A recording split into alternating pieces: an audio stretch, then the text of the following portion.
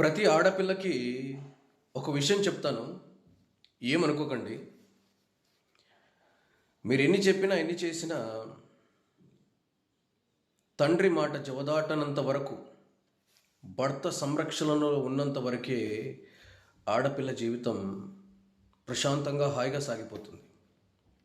తండ్రి మాట జవదాటనంత వరకు, భర్త సంరక్షణలో ఉన్నంత వరకే ఆడదాని జీవితానికి వాల్యూ, స్త్రీ జీవితం సాఫీగా సాగిపోతుంది.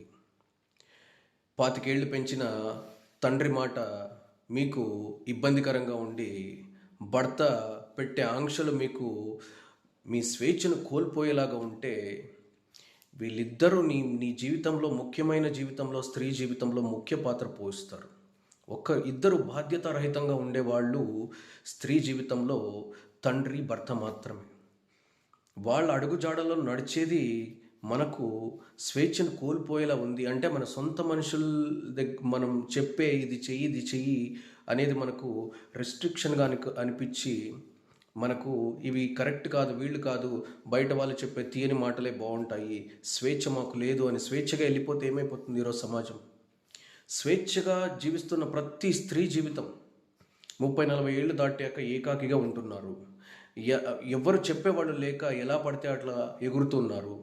వాళ్ళ జీవితాలు తెలియకుండానే రోడ్డు పాలు చేసుకుంటున్నారు. ఈ విషయం గ్రహించలేకపోతున్నారు. టీనేజ్లో కదా, ఎలా ఎగిరితే ఏంటి, ఎలా ఎగిరితే ఏంటి, ఎన్ని రకాలుగా ఈరోజు మాకు గౌరవం ఇవ్వట్లేదని గౌరవాన్ని మీరే పోగొట్టుకుంటున్నారు.